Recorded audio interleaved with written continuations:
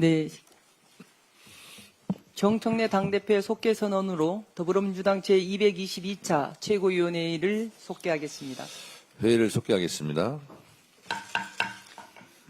먼저 정청래 당대표의 모두 발언이 있겠습니다. 어제 박찬대 의원 출판 기념회에서 만난 97세 권노갑 고문님께서 제게 한참을 말씀하셨습니다. 정 대표, 민주주의는 항상 반대가 있어요. 설득하고 또 설득해야 합니다. 김대중 대통령 때도 반대가 엄청 많았어요. 김대중 대통령은 끝까지 설득했어요. 라며 저에게 설득의 힘을 강조하셨습니다. 제 지역구에 사셨던 김대중 대통령은 생전에 인사를 가면 꼭 한반도 평화와 외교에 대해 말씀하셨습니다. 외교의 최종 목표는 국익 추구다. 국익을 위해서는 누구와도 손잡아야 한다고 말씀하셨습니다. 노무현 대통령의 말씀 중에 정치인은 항상 국민의 눈높이를 맞춰야 한다. 그러나 더 중요한 것은 역사의 눈높이다. 라고 말씀하시곤 했습니다. 이재명 대통령께서는 정치는 정치인이 하는 것 같지만 결국 국민이 한다. 국민을 믿고 국민만 보고 가야 한다고 말씀하셨습니다.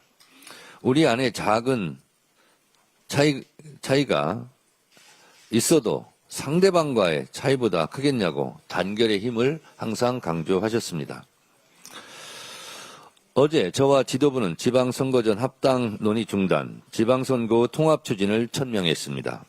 우리 안에 작은 차이를 넘어 이제 오직 지방선거 승리를 위해 우리의 큰 가슴을 바탕으로 총단결하겠습니다. 우리는 12.3 비상계엄의 사선을 넘고 윤석열 국회 탄핵, 헌법재판소 파면 선고를 얼마나 초조한 마음으로 합심 단결하며 기다렸습니까? 조희대 사법부가 이재명 대선 후보직을 박탈하려 할 때 얼마나 같이 분노했습니까? 천신만고 끝에 출범한 이재명 정부의 성공만을 생각하고 앞으로 지방선거 승리에 도움이 되는 일만 하도록 합시다. 더 이상 합당 논란으로 우리의 힘을 소비할 수 없습니다.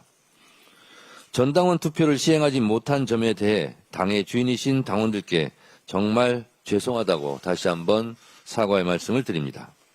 비온 뒤 땅이 굳는다고 이제 이를 전화위복의 기회로 삼아 지방선거 승리에 올인하겠습니다.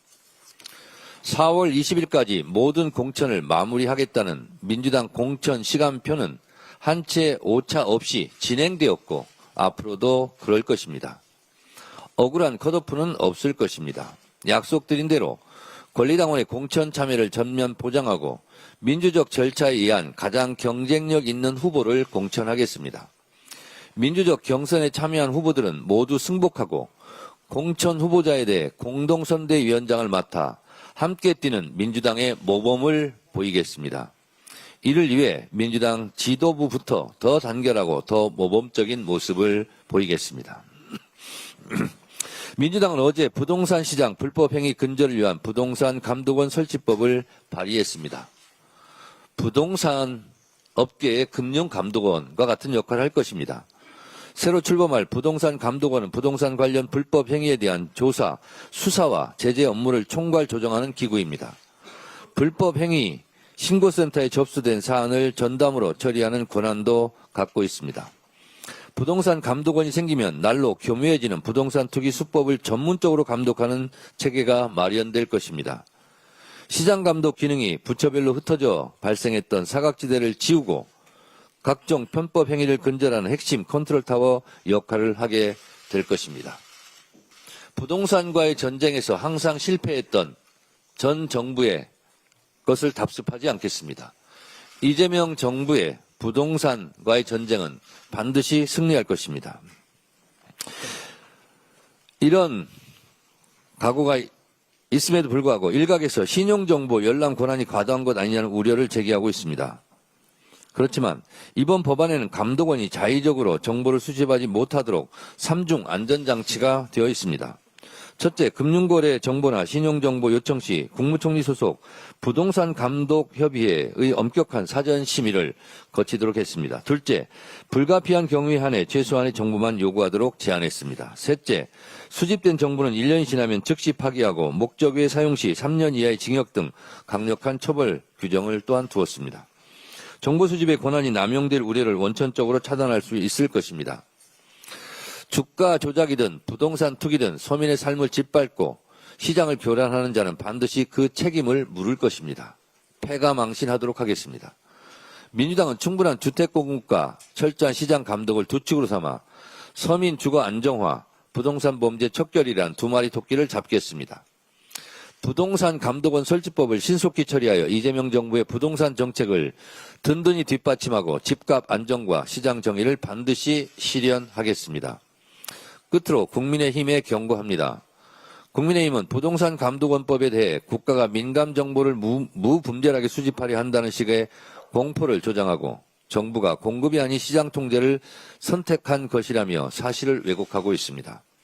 최근 정부는 129 부동산 정책으로 신속한 주택 공급 확대 방안을 발표했고 대통령 역시 부동산 시장 물량 확보를 위해 사활을 걸고 있습니다. 투기 세력의 편에 서는 것이 아니라면 똑똑한 국민을 선동하려 들지 마십시오. 12.3 비상계엄 내란의 가담에 징계 처분을 받은 군간부 31명 중 여인영 전 방첩사령관 등 무려 23명이 국방부에 항고했다고 합니다. 참 모렴치하고 뻔뻔합니다. 이러니 내란은 끝나지 않았다. 내란과의 전쟁은 아직도 끝나지 않았다라고 저희가 주장하는 것입니다. 아직도 반성이 없어요. 국민들은 다른 길을 걸었던 진짜 군인들을 기억합니다. 그 긴박했던 밤 서강대교를 넘지 말라고 부하들에게 명령한 조성현 대령, 계엄군 헬기를 막아선 김문상 대령, 시민들을 강제 진압하라는 상부의 지시를 거부한 김형기 중령같이 부당한 지시에 맞서 국민을 지키려 했던 참 군인들이 있었습니다. 국가와 국민을 수호한다는 군인 정신을 온몸으로 증명해낸 진정한 군인들입니다. 이런 진정한 군인들 앞에 내란에 가담했던 군인들 부끄럽지 않습니까? 내란 가담자들의 반성 없는 태도는 내란 청산이 여전히 미완의 과제임을 증명합니다. 내란은 아직도 끝나지 않았습니다. 주가 조작, 양평고속도로 특혜 등 온갖 국정농단 의혹들이 무죄와 공소기각으로 면죄부를 받는 현실은 내란이 여전히 진행 중임을 방증합니다. 조희대 사법부에도 국민의 목소리를 담아 엄중히 경고합니다. 지금 무죄 연속 시리즈로 내고 있는데요. 그것이 알량한 법대 위에서 그런 판결을 할지라도 국민들은 그러한 판결에 대해서 반드시 심판할 것이다 라는 점을 강조해서 말씀드립니다. 조희대 사법부 제가 계속 얘기합니다. 8.16 독립운동가들이냐, 12.3 비상계엄 내란 때, 서부지법 폭동 때는 찍소리도 못하더니 이재명 정부 출범하니까 이재명 정부가 만만합니까? 이제서야 사법부 독립을 얘기합니까? 사법개혁을 저항하는 수단이 사법부 독립입니까? 사법부에 대한 국민적 분노를 결코 좌시하지 않겠습니다. 감사합니다. 네, 다음으로